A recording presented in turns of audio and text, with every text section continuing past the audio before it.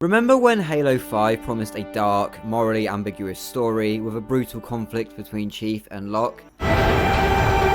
Yeah, that didn't happen. In this video, I'll break down why this marketing campaign was almost entirely false and misleading. Halo 5's marketing suggested a dark and complex themes and intense rivalry between Locke and Chief, with Chief being portrayed as flawed and vulnerable. None of this would materialize in the game's story. Back in 2015, our only taste so far of Halo 5 had been the game's multiplayer beta, which I will admit I had a lot of fun with. After Halo 4's controversial loadouts, Halo 5's return to equal starts was a welcome return to form. However, new mechanics like ground pounding and aiming down sights still spark debates. If you can forgive those things, then you might think Halo 5 was off to a good start. However, at this point, the details of the story were still hidden under wraps. Up to this point, we had one trailer which showed Chief stood before a Guardian while wearing a poncho and clutching Cortana's AI chip. For years, we wondered where the story might go from here. We had questions such as, why is Chief on his own? What is that for thing? Why is Chief in a poncho? Is he hiding from something? Or someone? They even made a toy version of Chief in a poncho.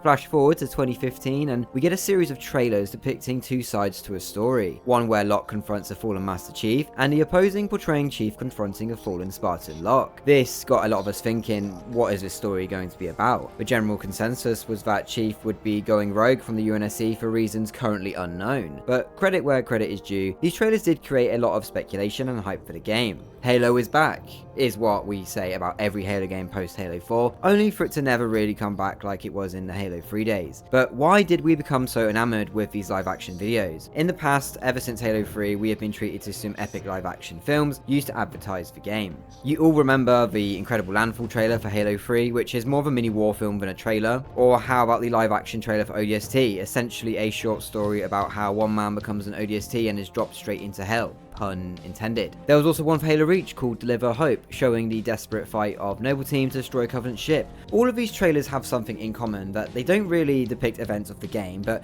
at the very least they do convey aspects of the games they represent. For Halo Reach, the live action trailer showed us different members of Noble Team, and one that would sacrifice himself, a theme that would come up with George's death halfway through the game. These Halo 5 trailers could be considered similar in a way. They depict Chief going rogue, but never before did we have a live action trailer make such a big statement hinting at the direction the story would be going. We created him, so we're responsible when we can't control him.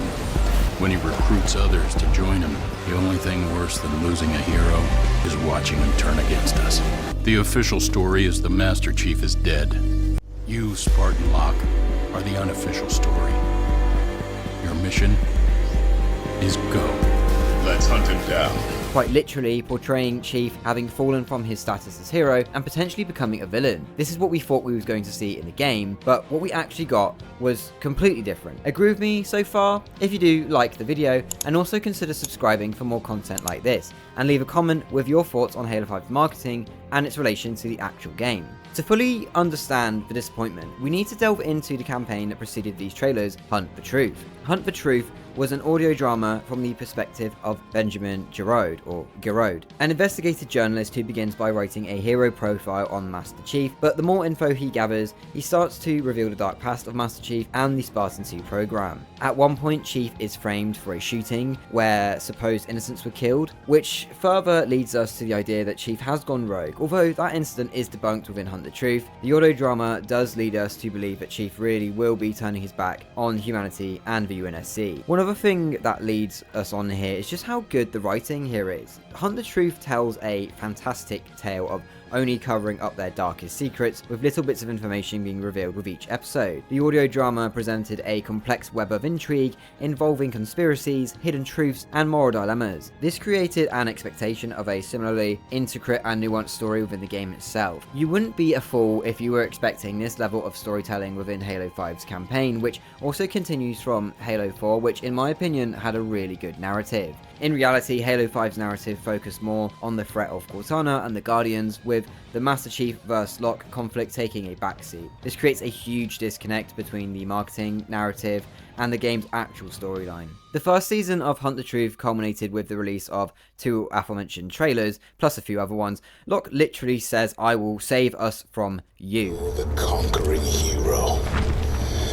The one who was supposed to save us all. But now I must save us.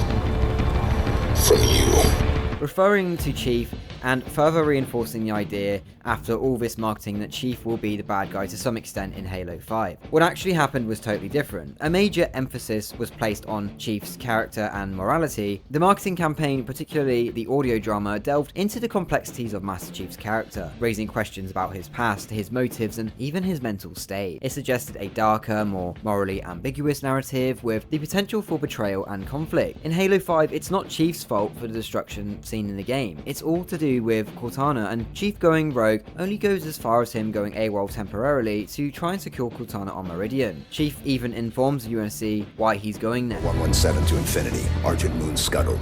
I've reassigned Blue Team. Destination Meridian. Potential contact from Cortana. Negative 117. Another team is already being prepped to deal with her. It's not exactly going rogue to cause untold manners of destruction. In the game, we see Chief and Locke have one fight. The marketing strongly emphasized the conflict between Master Chief and Locke, portraying it as a central and intense confrontation. Trailers and promotional material suggested a dramatic showdown with both characters questioning each other's action. The fight that we did get looked like it was from a bar brawl and not a fight between two super soldiers. When Blue Team and Osiris do catch up with each other later, it's as if all the hostilities between the two squads has ended. They even lower their weapons and start talking to each other in a cordial way, so to speak.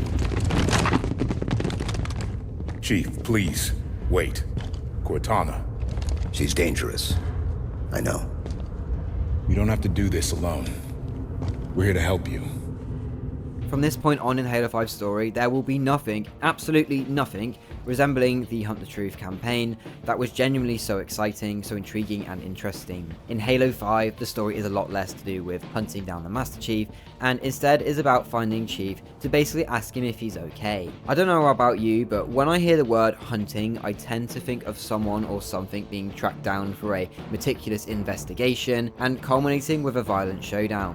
Whether that is quick or drawn out doesn't really matter. What we got in Halo 5 involved very little investigating or hunting. When Halo 5 came out, I was incredibly excited to play the game. I pre-ordered the limited edition, but when I was playing it, I just wasn't feeling it. I didn't think it was very good. I texted my friend, I said, does the game get better? Because he was a few missions ahead of me, and he goes, yeah, but that's the first time I've ever had to ask someone, does this game that I'm playing get better? The reason I thought it was going to get better was because of how amazing the marketing campaign was. The marketing gave the impression that Locke's hunt for Master Chief would be a very large part of the game, when in reality, while he was playable, the depth of the hunt was nothing like it was portrayed in the trailers. In fact, when playing through Halo 5 for the first time, I was waiting for all this intrigue to be brought up, but it never revealed its face. It effectively makes all of the marketing put into the audio drama and the trailers totally redundant. I wouldn't say I'm wrong to think that the marketing for this game was for a completely different game that we never got. Frank O'Connor, the former franchise development director for 343 Industries, discussed what we saw in the 2013 E3 trailer.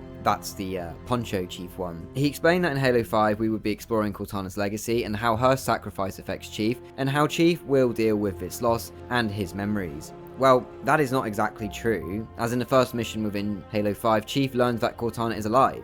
It's not exactly dealing with the loss of a dead comrade and friend if they are not actually dead. That's not the only thing Frank O'Connor said that wasn't true. Frank also stated that Locke would not be replacing Chief as the game's protagonist. I love you. Liar! Surely we should expect to be playing as Chief for most of the game, or at least half of it. As nice as that would have been, you spend a large majority of the game playing as Locke with Osiris, with Chief and Blue Team being put on the back burner, only being playable for 3 missions. As the story for Halo 5 progresses, it's less about hunting Chief and more about rescuing him and bringing him home. I do not believe the game's marketing team and the game's narrative team were working closely with each other, if at all. It's like the marketing team approached the narrative guys and asked them for a blurb on Halo 5, to which they responded, well, Chief goes rogue in Halo 5, at which point the marketing team went and did whatever the hell they wanted with that information. They were selling a game that didn't exist, but it was a game that I actually wanted to play instead of Halo 5 Guardians that we did get. It's the Halo that I regard as having the worst campaign and story of all the Halos. However, it's not Chief, whose character had a massive departure from what was established. I mean, it's hard to make a character seem different if they are not in the game. I mean, I suppose in that sense he did go AWOL. Rather, it was Cortana who changed, a complete and utter character assassination,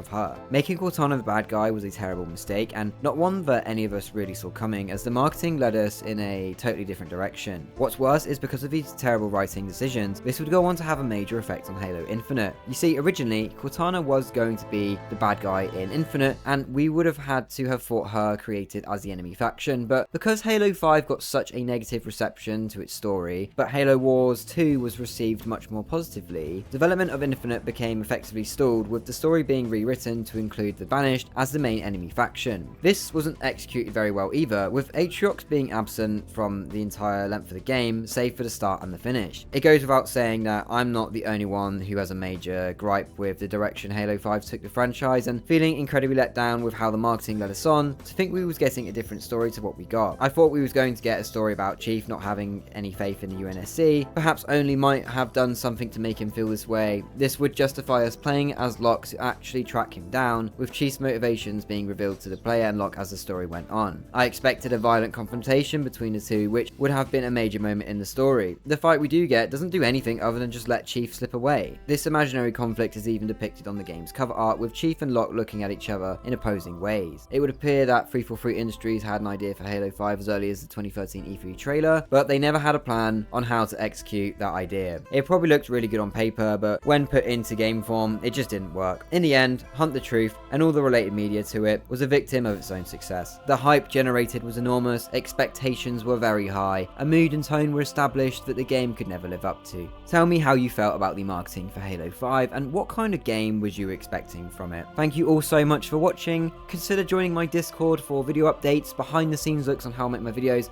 as well as joining me for a playdate on classic Halo custom games. You can support me by doing your Amazon shopping through my affiliate links, but the best way to support me would be by liking the video, leaving a comment with your thoughts, and subscribing to the channel for more content like this. Want to hear me get critical on Halo 4's art style? I got a video just for that. Once again, thank you all so much for watching, and until next time, Spartans, I will see you in the next one.